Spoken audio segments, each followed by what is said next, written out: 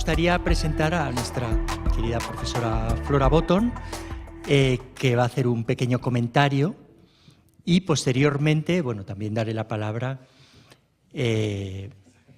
bueno, a toda la mesa y sobre todo al público, ¿no? Porque se supone, esto lo más interesante es hacer un diálogo, pueden hacer preguntas y podemos hablar sobre muchas cosas muy interesantes, ¿no? Sobre la revolución cultural, la visión que se da en la película. Pero bueno, Flora, por favor. Bueno, nada más dos palabras. Cuando pude ir a China fue una especie de sueño hecho realidad. Tenía 10 años estudiando China y no tenía ninguna posibilidad de llegar hasta que por fin en 73 hubo esa apertura. Y me costó un año para que me dieran visa a través de los buenos oficios del embajador Eugenio Anguiano. Entonces, cuando llegué en el 75 era llegar a la tierra prometida, es decir, llegar al lugar que había estudiado, que quería y que… Entonces, hice un viaje estupendo de 6 semanas, con todas las limitaciones que había en aquel momento, y regresé en el 78 como agregada cultural. Otra vez a esta tierra prometida que poco a poco también fui viendo que había también cosas que no eran el hormiguero del que hablaban los enemigos de la República Popular, el hormiguero de hormigas azules, o sea, de todos vestidos iguales, y etcétera, ni tampoco era el paraíso para el futuro. China era un lugar donde se hacía un experimento que en algunas partes no fue tan exitoso. Cuando vivía allá me di cuenta, en fin, de cosas que me contaron, de lo que pude ver, de los excesos, del gran salto adelante, de la revolución cultural, de muchas cosas que no eran tan idílicas. Y sin embargo, estuve muy feliz allá 3 años, gozando precisamente de esa cosa también espontánea que había. Y sobre todo me dio gusto ver en esta película tanto niño, porque era lo mejor. Los niños eran privilegiados, los niños eran,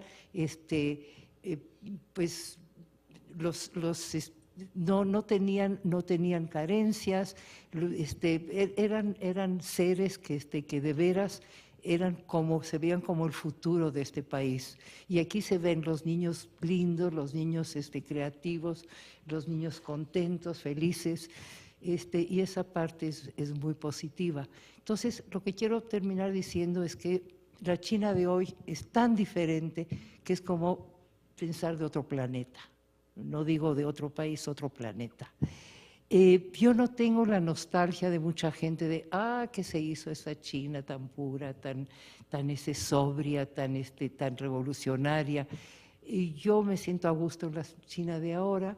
Pues también critico las cosas que son, en fin, vienen con un cambio en la economía tan absolutamente brutal, con las posibilidades de desequilibrios y en fin, desigualdad. Es cierto que existe todo eso, pero yo lo veo en mis amigos. Mis amigos viven mejor y están hasta cierto punto más contentos. No por eso vamos a decir que nada sirvió de la China de antes. Y en esta película vimos los puntos muy positivos y le agradezco a Óscar este regalo que nos ha hecho. Y mi amigo Jorge, guapísimo, haciendo unas entrevistas estupendas y con un conocimiento de la historia china que pues yo le puedo reconocer. Muchas gracias. Bien, yo quisiera hablar un poco de la cinematografía, ¿no? Yo mandé esta película para que la vieran, desde luego de una forma muy privada, a Brasil. Y allá hay un compañero cineasta que es el director fue el director del Sindicato de Cineastas de Brasil, una gente muy competente en cine, que me interesaba mucho su opinión. Él es Tito Almejeiras, y él me comentó una cosa muy interesante que no habíamos caído en cuenta nosotros, cinematográficamente, ¿no? Que resulta que esta película viene a ser el complemento de la película que filmó Bertolucci, El último emperador. Y lo dice por esto, ¿no? Y creo que tenía razón.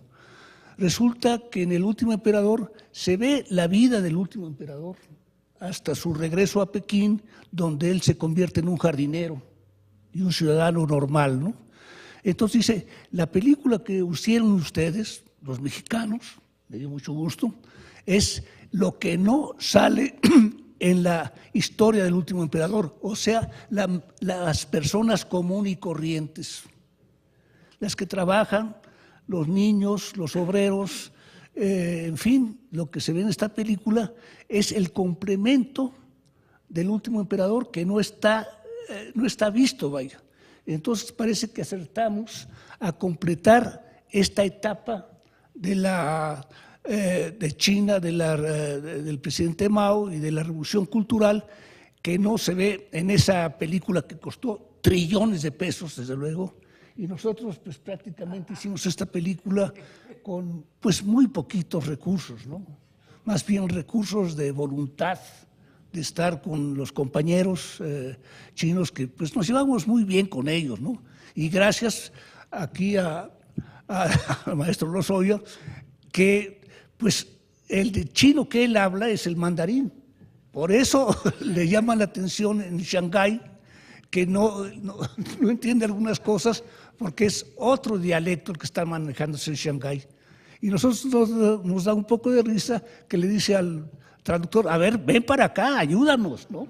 Y eso le quita totalmente todo aspecto comercial a una película, la hace totalmente humana. Es humanística totalmente la participación de Jorge Alberto en este film, que es pues prácticamente, yo lo felicito porque es nuestro primer actor, ¿eh? A ver, bueno, déjenme amarrar un par de conceptos. Estaba yo muy emocionado, prometo, después de que me vi con pelo y vestido de leather, me acordé de mí mismo. Yo venía hacia aquí, ¿verdad? Y de botas. Bueno, sí y no. Este proyecto fue un proyecto de Estado, un proyecto del Gobierno de México, hecho con el apoyo absoluto de nuestras más altas autoridades. La serie de televisión, de la cual las escenas que ustedes vieron son solo algunas. Nuestro viaje duró mucho tiempo y fue muy largo.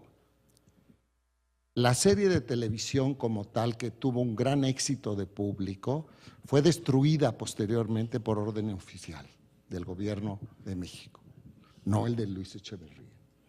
Y el único recuerdo formal que existe de esa serie, y yo lo he visto, está en Televisa, gracias al empeño de mi amigo Emilio Azcárraga Milmo. Sí. Este proyecto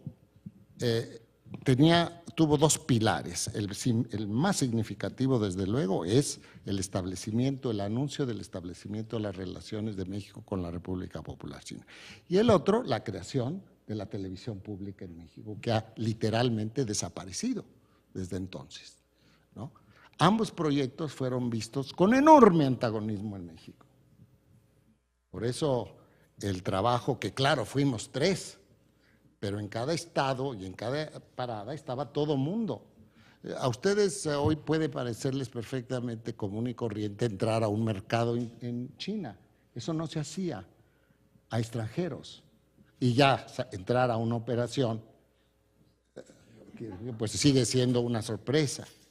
Todo esto lo hicimos porque estaba detrás el proyecto que se llevó a cabo del establecimiento de la relación.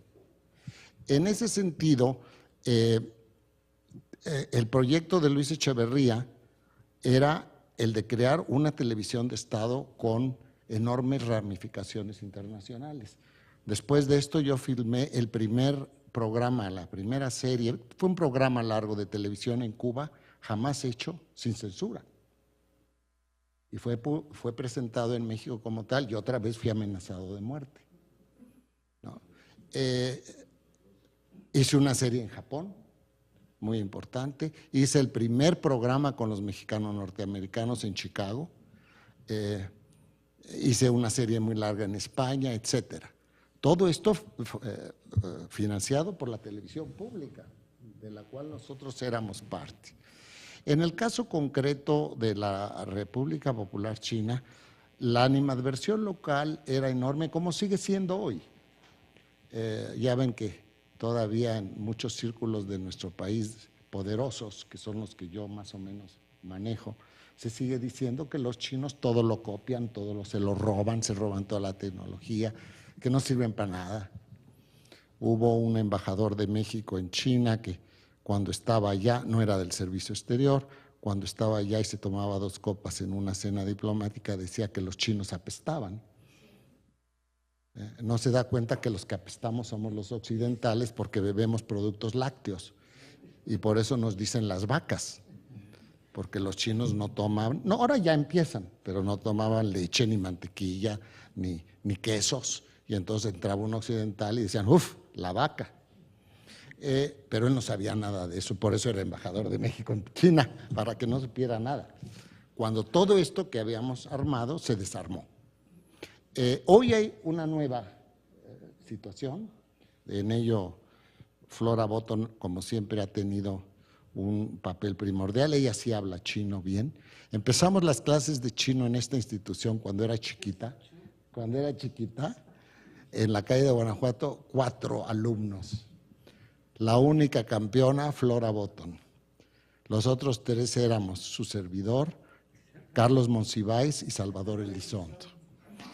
El primero que se rajó fue Monsiváis, que un día me dijo algo que ahora que vivo en Puebla, me acuerdo, y me dijo, oye, mejor va a ser más útil que nos aprendamos de memoria los jeroglíficos de la Talavera de Puebla.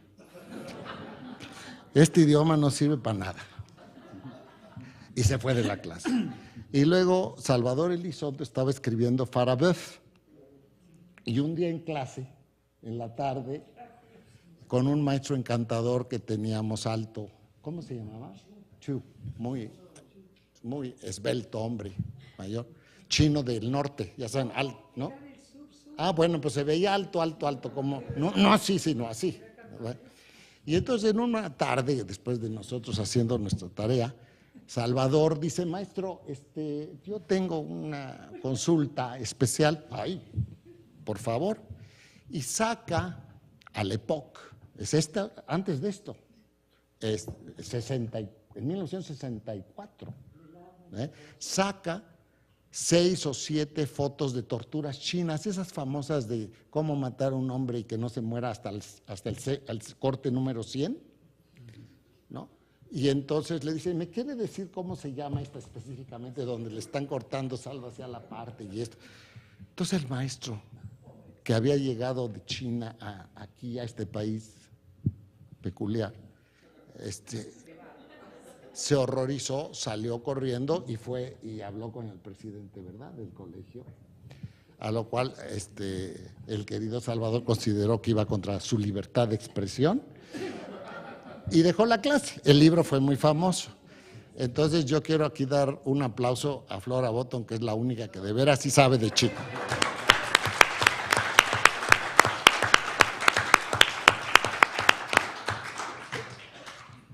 No sé si algunos de ustedes también sepan, en esta maravillosa institución se formó 2 generaciones de intérpretes chinos de lengua española, ¿no? Todavía nosotros cuando vamos a China vemos algunos de ellos, ya se están jubilando. Tampoco lo sabe nadie porque son buenas noticias y de esas son las que no se deben saber en México, que hacemos las cosas a mediano y largo plazo, ¿no? Ahí está. El país de América Latina que tenía todos los privilegios, a ver. Contaba Mario Ojeda, cuando fue acompañando a alguno de los presidentes, que iban senadores. Las personas, los chinos de Relaciones Exteriores de allá, pues al que atendían era él. Maestro, pase por aquí, maestro. Dice, no le hacían caso a nadie más que a la gente del colegio, porque eran egresados. Esos intérpretes a todo el mundo de habla española surgieron de esta institución. Sí había un proyecto de que México, todavía no lo llamábamos globalización, esa palabra malona no existía. Ahora, con la República Popular China, y sí quiero dejar esto en una buena nota, porque si no va a parecer que no estoy al día. Hay un acercamiento muy sistemático. La última vez que nos reunimos todos, Flora todavía con Fernando Solana, ¿verdad?, en casa del embajador chino, fue muy positivo. Desafortunadamente, par de meses después falleció Fernando Solana, que durante toda su trayectoria fue un vehemente defensor de esta relación, ¿verdad? Entonces, sí hay con el presidente Peña Nieto un proyecto. La salida de los Estados Unidos del TPP, del Trans-Pacific Project, ¿se llama? TPP, nos brinda una oportunidad a todos, porque es evidente que primero había por parte de China una preocupación de que los americanos tuvieran un papel excesivamente protagónico en ese nuevo encuentro transpacífico. Así es. Cuando ellos formalmente, y ojo, lo estoy diciendo ¿en qué?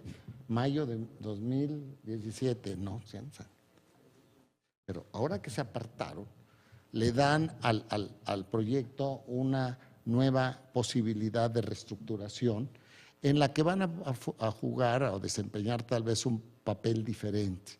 Hace 3 días el señor presidente Xi en Beijing se reunió con un grupo de mandatarios occidentales reiterándoles que el proyecto seguía en vivo.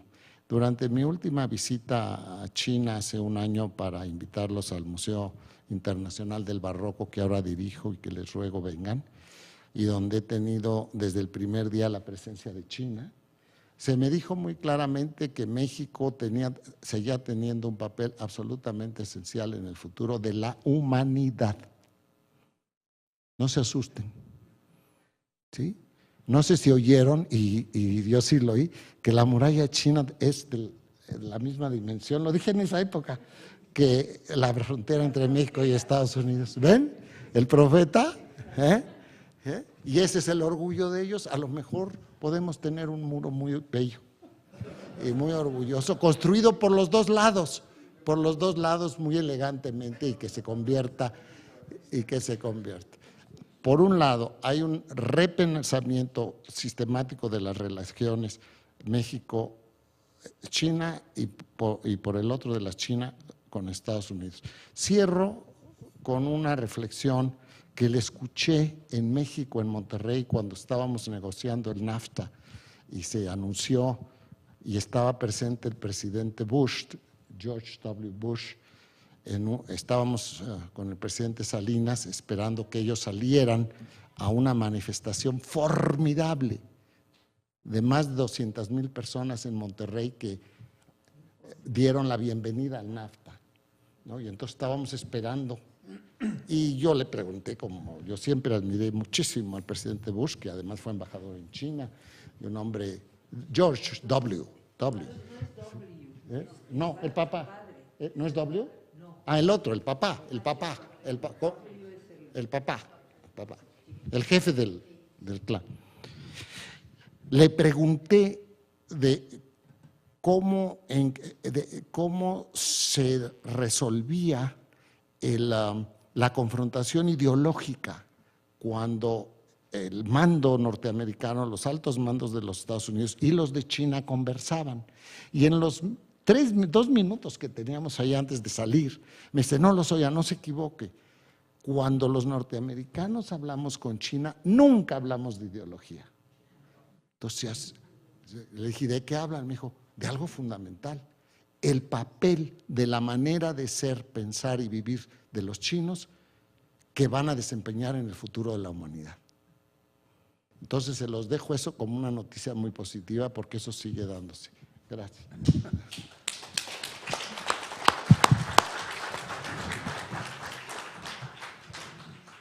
A estas alturas yo veo la participación que yo tuve de alguna manera pues muy accidental. Óscar decidió llevarme, ¿no? Óscar tenía un equipo de jóvenes realizadores, éramos como 7, y él decidió por mí. ¿Por qué? Qué bueno que decidiste por mí, ¿no? Y para mí fue muy importante en ese tiempo, yo estaba todavía en la universidad, y fue una decisión muy importante de abandonar la universidad un tiempo para dedicarme realmente a la experiencia. En la UNAM teníamos una carencia muy fuerte. Los estudiantes de comunicación no teníamos ni una cabina donde practicar, ni un micrófono donde hablar. Entonces era así como pura, solamente teoría. Entonces la inquietud me lleva a mí a trabajar en el Canal 13, conozco a Óscar, formo parte de su equipo y resulta que soy elegido para ir con ellos a China, ¿no? Para mí fue muy importante y año con año yo valoro esa decisión en la cual me tomaron en cuenta y ahora que refiere Lozoya, esa reunión en Monterrey, resulta, en ese tiempo no nos vimos, pero resulta que esa reunión yo la coordiné a nivel México-Estados Unidos en el punto de vista de la comunicación, la estrategia de comunicación y televisión, porque a partir del viaje que me tocó participar con ellos a China, yo me quedé muy cercano trabajando siempre en la Presidencia de la República y siempre relacionado con la televisión y los viajes internacionales. Ellos me subieron al avión, yo ya nunca me bajé, ¿no? Y actualmente todavía hago este tipo de cosas, pero ahora que menciona Jorge Alberto esta reunión en Monterrey, efectivamente fue una reunión importantísima para México. Yo la veía desde el punto de vista de mi área, coordinar todas las actividades de televisión entre Casa Blanca, gobierno americano y México, y la televisión, los tiempos, las satelitales, la cobertura de televisión, las imágenes, la seguridad, desde el punto de vista de la televisión. Entonces, para mí siempre ha sido muy importante y es como un parteaguas muy temprano en mi vida, que fue la participación en este viaje y en esta forma de trabajar, ¿no? Y la relación que se ha dado con Óscar desde siempre. A partir de ahí seguí muy cerca de Óscar, hicimos gran cantidad de cosas más y para mí eso marcó pues mi vida profesional y hasta la fecha, ¿no? Me da mucho orgullo y más ahora que Jorge Alberto pone el contexto, que yo no lo sabía, el contexto del por qué el viaje a México, por qué el viaje del pequeño grupo de mexicanos a China.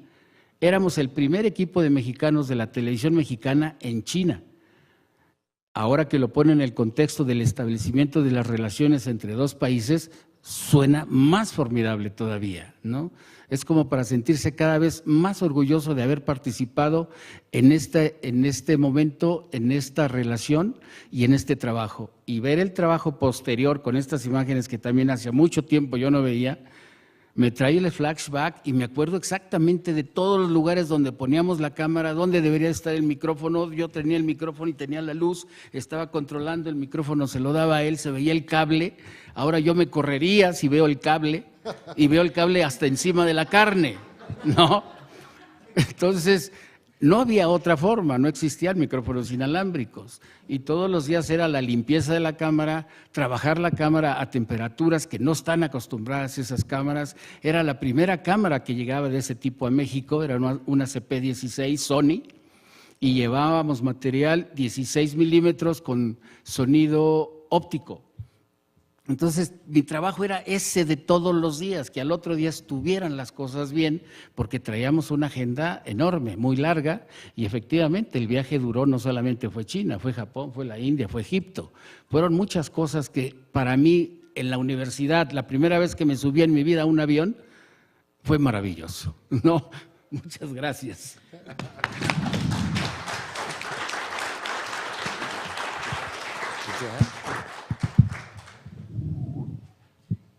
Nada más quería hacer una observación.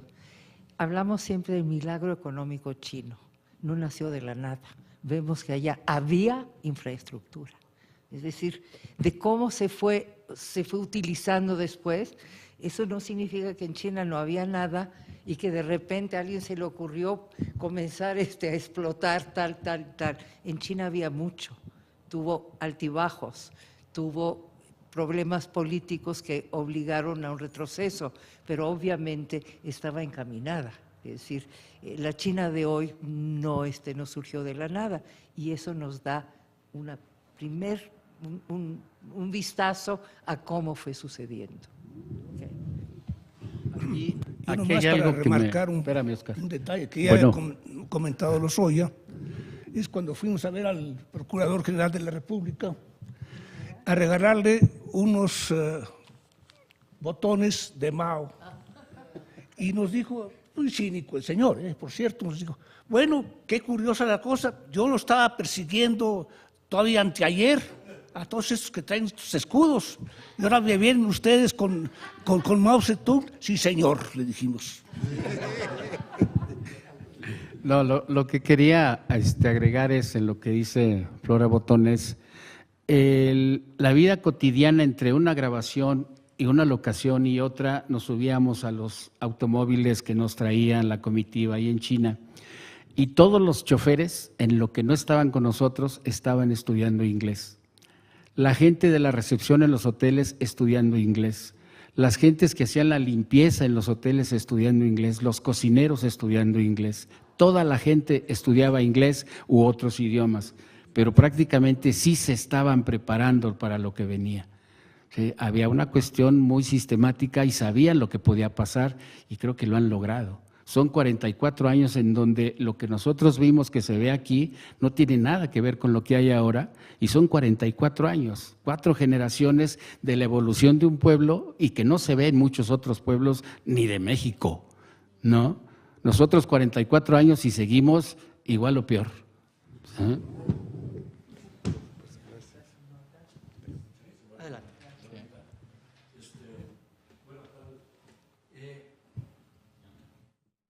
Bueno, yo estoy aquí porque Jorge Alberto es culpable. 30 años nos daba el internacional. ¿Quiere tomar el micrófono? Ya que tiene un cable largo. Digo que Jorge Alberto, que estemos aquí, mi esposa y yo, que fuimos sus alumnos hace 30 años o más, y que nos daba el curso sobre China y nos abrió el apetito a Asia. Yo tenía 2 preguntas. Bueno, una, felicitarlos por este trabajo, Me parece padrísimo que hayan hecho ese rescate, y me parece importante también para nuestra historia, que luego nos da un poco de amnesia.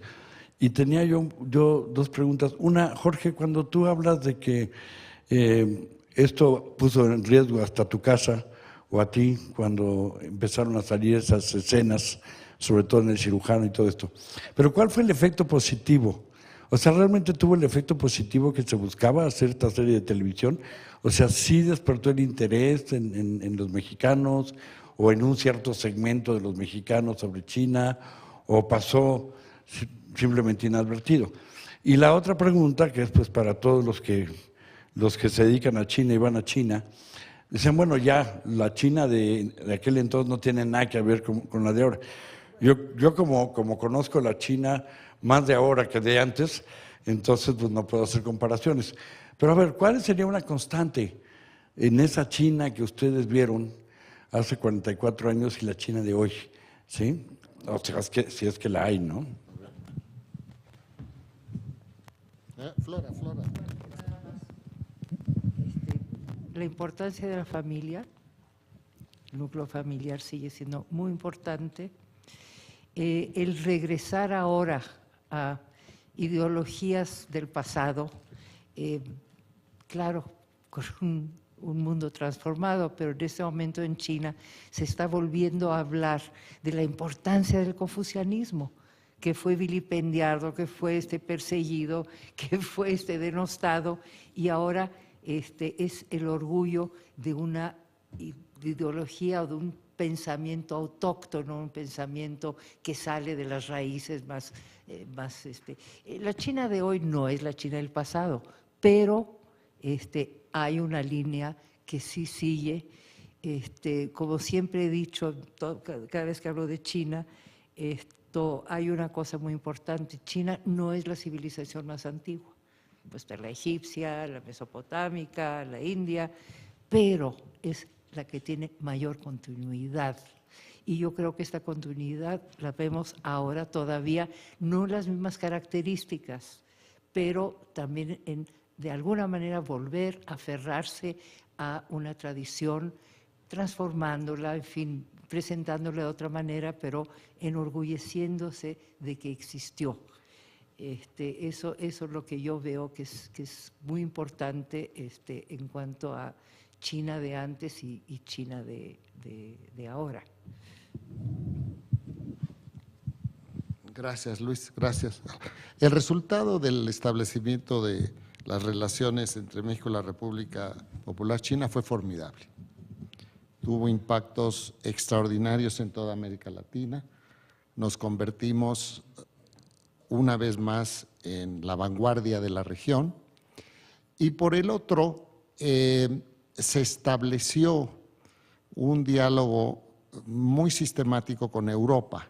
Recuerden ustedes que en el caso concreto de China, Francia, ya mencioné a los presidentes de Francia, de Alemania y al primer ministro de Austria, son países que han, hasta ayer en la mañana otra vez, insistido en que Europa tiene que desempeñar un papel de balance entre los antagonismos naturales, entre comillas, de las superpotencias nucleares. Entonces, por eso mencioné a Willy Brandt y a Mitterrand y a Kreisky, los tres líderes de Austria, Francia y Alemania, porque ellos personalmente facilitaron ese acercamiento y también fueron escuchados por Beijing. Una vez más, entonces, México apareció como un país que desde por su vecindad con los Estados Unidos hasta por su enorme tradición cultural y hoy por hoy su economía, tiene un papel protagónico. Es el surgimiento, Luis, de nuestra filosofía del tercer mundo. Luis Echeverría fue indudablemente uno de los autores de la filosofía política del tercer mundo y actuó como tal, como dirigente. Entonces, súbitamente, algunos de nosotros nos vimos bienvenidos en el Asia como si fuéramos de un país importante. Y lo éramos, en realidad, porque se abrió una perspectiva. El problema posterior, que de alguna manera tiene ciertas simetrías con lo que pasa hoy, es que los mexicanos, por alguna razón que ha de ser muy profunda, que yo no sé manejar, detestamos el triunfo. Nos encanta que nos derroten o sentirnos derrotados, pensar que no podemos hacer las cosas, que no tenemos con qué. Y me refiero sobre todo a la clase dirigente, a nosotros. Yo soy muy respetuoso de la gente que vende verduras o que pesca pescados en México, igual que en China. No los conozco, los entrevistaba, pero no sé cómo piensa un pescador mexicano o un campesino. Sí sé lo que piensan los de arriba y hay un fatalismo. El laberinto de la soledad, de Paz, todo eso. Mis grandes pleitos con el maestro Paz eran esos. A pesar de que él tenía un acercamiento muy fuerte a Japón, sobre todo, y en India, yo me peleaba mucho con él, que él decía, maestro, le puso usted mal el nombre, para empezar laberinto es muy desafortunada palabra, y me decía, sí, verdad, pero rimaba, ¿no? No le hagan mucho caso a la filosofía de Paz. Paz era un literato, no un filósofo, y un pésimo político, ¿no? Entonces, acabamos deshaciendo el Centro del Tercer Mundo. Yo fui director del Centro del Tercer Mundo. Ahí creo que ahora hay una gran corporación en ese bellísimo edificio. Recibíamos, aquí está Olga Pellicer, aquí está Luisa Treviño, aquí venía todo el mundo a México, lo más avanzado del mundo. E interveníamos además directamente en la política de muchos países. No es exagerado afirmar que nosotros tuvimos que ver en el establecimiento de la democracia en España. Absolutamente, directamente, o que participamos intensamente en la conformación de los partidos políticos de América Latina, sin duda, ¿no? Entonces, el momento del establecimiento con las relaciones fue muy, muy fuerte. En términos chic, Bueno, ir a las recepciones de la embajada china, que todavía está ahí en San Jerónimo, ahora perdida en medio de no sé qué, en lo que fue la casa del presidente López Mateos, que ya de por sí era muy chic y que era lleno de verdor, ahora ya está lleno de tráfico, pero todo aquello era muy bonito. Si no te invitaban a una recepción de la embajada de China, you were out, ¿no? Entonces sí tuvo impactos muy, muy fuertes que ahora estamos recuperando, creo. Antier, en esa reunión que ya mencioné del presidente Xi con líderes, dijo que China, por eso lo del neoconfucianismo es muy importante, Flora, lo que estudien neoconfucianismo, por favor, sobre todo los que están en política mexicana, por favor. El nombre es muy falso porque, para empezar, ustedes saben que el confucianismo no existe. Es una palabra occidental. La obsesión con los ismos es un fenómeno racionalista. Los chinos no hablan de ismos. Es la enseñanza de los sabios, de los maestros. No es Confucio nada más. Y hay una relectura, hay bibliotecas enteras en inglés sobre lo que está pasando en China. Y todavía no encuentro, ¿verdad, Flora? Muy poca gente en México interesada en estudiar sistemáticamente. En Harvard lo están haciendo, en Oxford, en Stanford, cómo se está reconstruyendo el pensamiento político chino, a partir de una relectura sistemática de su tradición y las innovaciones tecnológicas, todo esto. Entonces el presidente Xi dijo antier, vamos a alejarnos, se refería al mundo, vamos a alejarnos de una hegemonía decadente, pero no para que construyamos otra. Lo dijo hace 3 días. Es muy interesante. Habría que ver incluso el texto en chino, los caracteres que usó, ¿no? Termino con un comentario, ahora sí ya los dejo ir, de mi último viaje ese a China, cuando fui a invitar a los chinos al Museo Barroco, con el absoluto apoyo de la política exterior de México. Me entrevisté con el ministro de Cultura en Beijing, que me dijo, por cierto, después de lo que usted me acaba de decir, recontraconfirmo que vamos a entrarle al museo.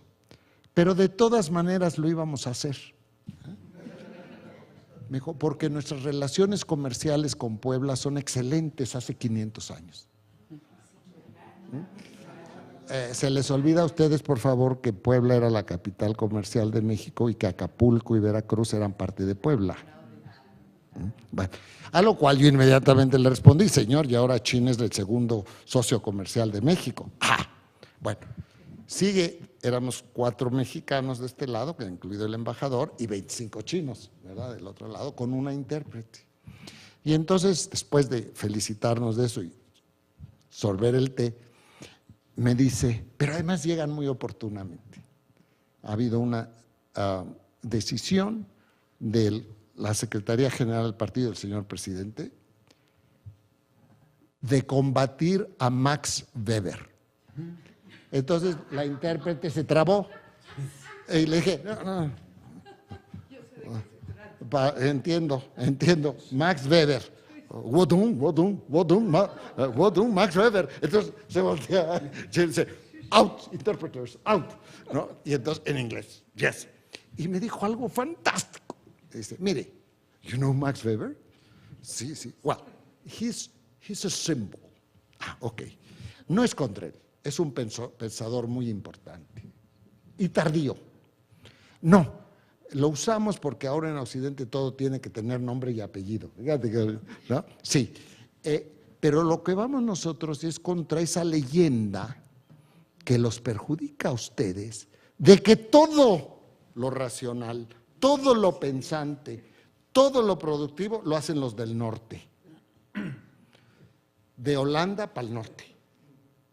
Y de ustedes para el norte.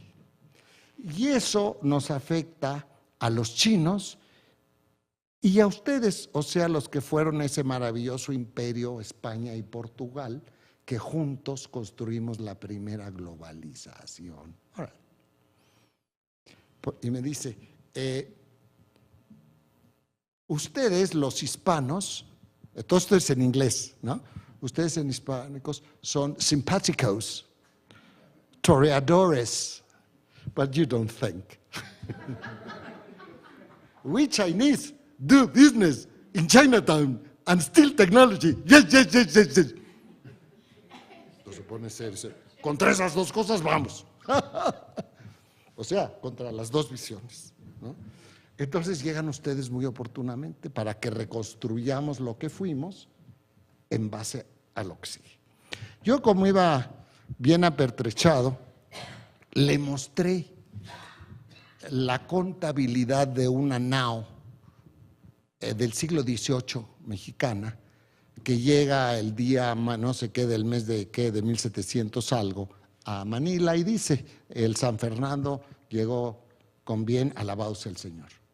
Y luego, perfecta, Flora, perfecta contabilidad de todo lo que iba en el barco. Antes de Google y antes de todo eso, perfecta. Le sacaron copias, y se quedaron con la copia. Mi viaje empezó en Beijing y acabó en Macao. Cuando llegué a Macao, me enseñaron la contraparte china de esa llegada. ¿Sí o no? Contabilidad novohispana, contabilidad china, del mismo barco del siglo XVIII. ¿Sí? Entonces sí hay ahí, ¿verdad?, una nueva China, esta, que va al pasado con visiones al futuro y que está buscando nuevas formas de asociación con nosotros y con América Latina. Creo que eso responde, y pues muchas gracias a todos ustedes. Bueno.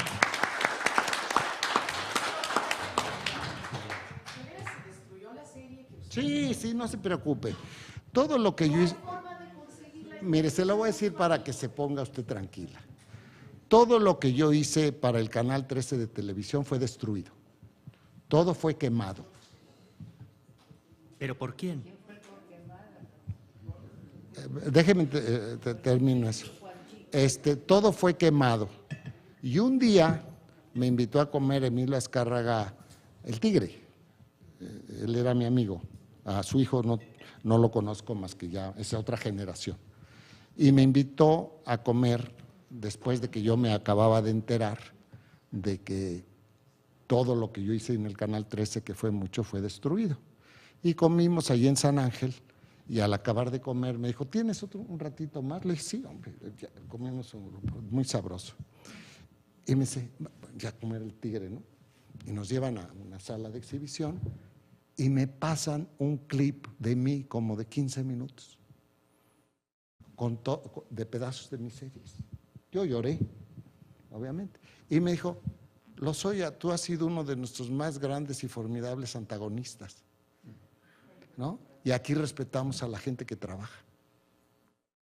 El gobierno de tu país al que tú has servido es el que destruyó tu trabajo, no nosotros. Y el único lugar donde hay un recuerdo vivo de mi trabajo en la televisión pública en México es en Televisa. Muchas gracias.